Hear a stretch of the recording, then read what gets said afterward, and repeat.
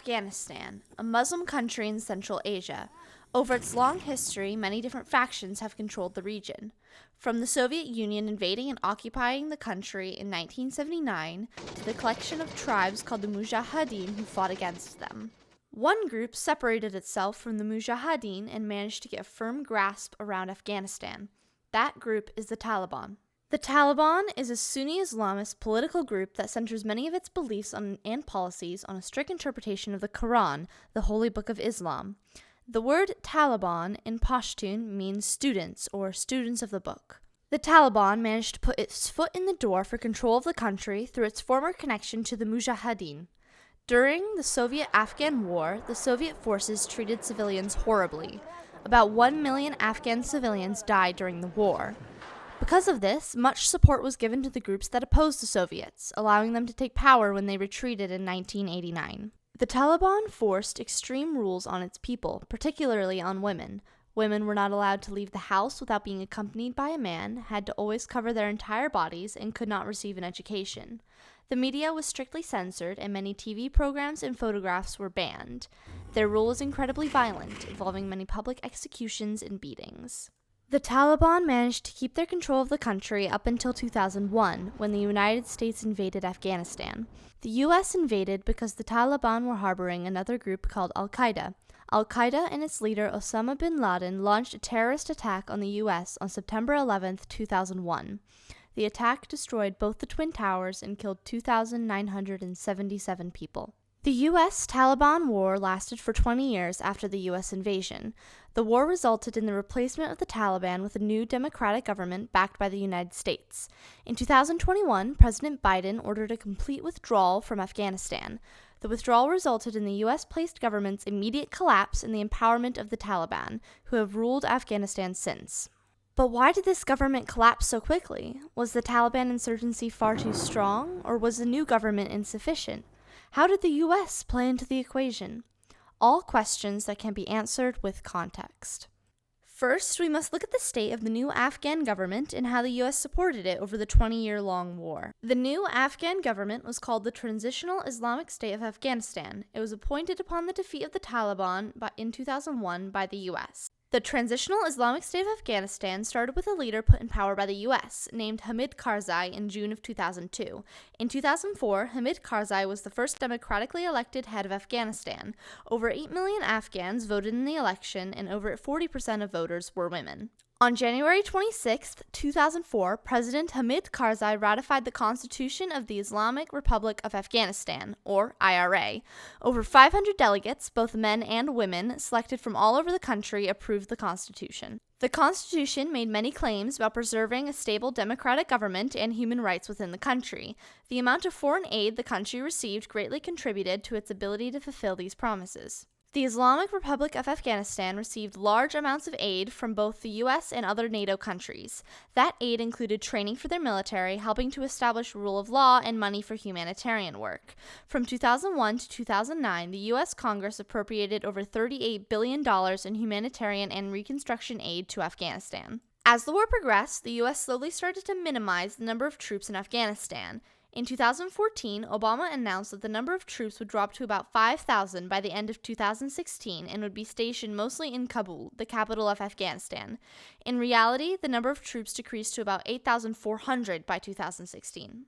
Afghanistan does not have a consistent national identity. People associate with specific tribal groups or family trees. This makes governing Afghanistan complex, as these tribal groups do not care about borders and travel the same paths they have for generations. During the war, Afghan General Abdul Razik Achazai, who fought against the Taliban and worked the border between Afghanistan and Pakistan, said that Muslims, especially Pashtuns, the dominant tribal group, were all of one country, implying Afghan loyalties were first to their tribe, second to their religion, and that nationalism was irrelevant.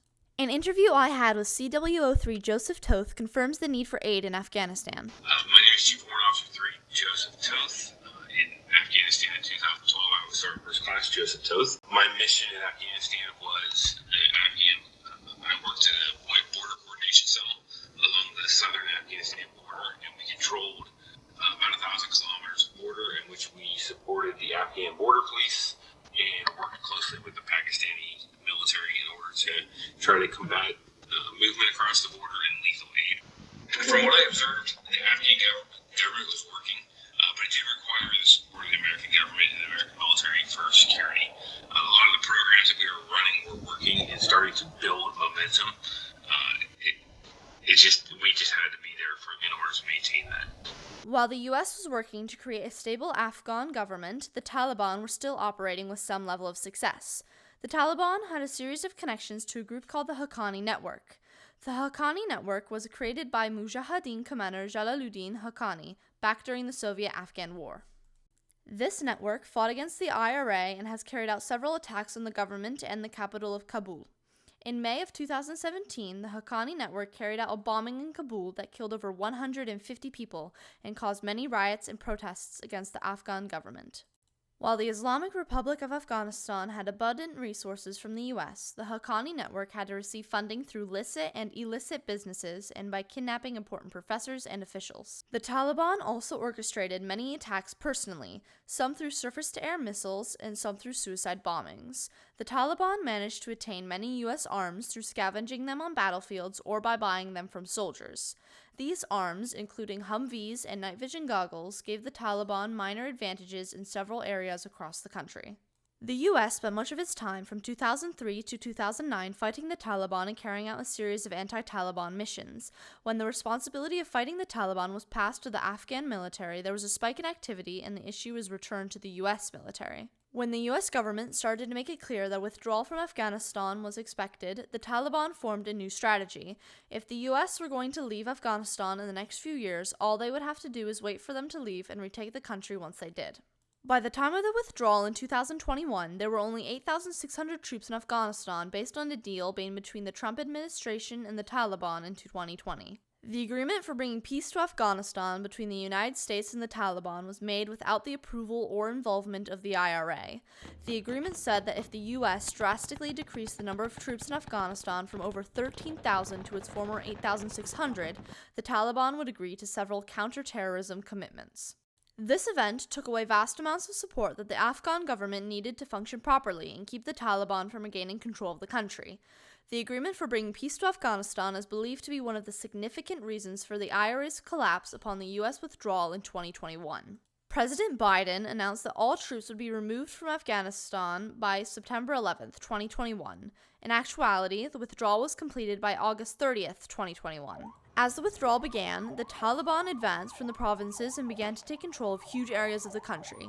Large numbers of airlifts were sent to collect members of the U.S. military and Afghan civilians who were approved by the U.S. government. Thousands of troops were sent to Afghanistan to protect the evacuating personnel as the Taliban were rapidly approaching Kabul. By the end of the withdrawal, over 7,000 U.S. troops had been sent to Afghanistan to secure the operation. Over 1,000 people holding U.S. citizenship or visas had been left behind and held captive by the Taliban.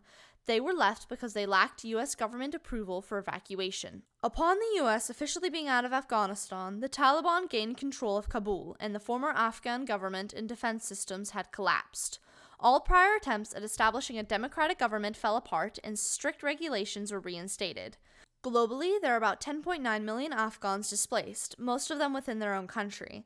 To this day, the Afghan War is the longest war in American history. Afghanistan today is one of the most media-suppressed countries in the world. Many journalists are threatened, arrested, or killed for writing, and the news is strictly regulated.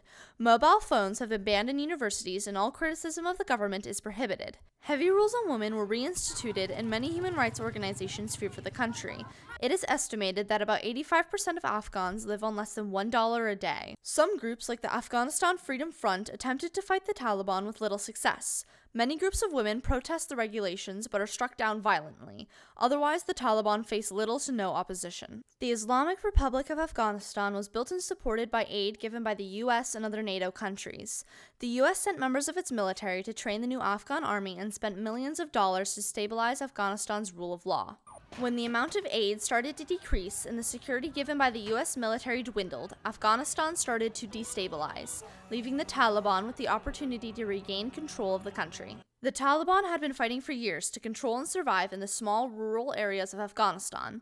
When an official date was announced on when their main adversary, the U.S. military, was withdrawing, they decided to wait it out and prepare for a takeover rather than spending time on fights going nowhere. The new Afghan government was unable to properly resist the Taliban, and they collapsed as a result.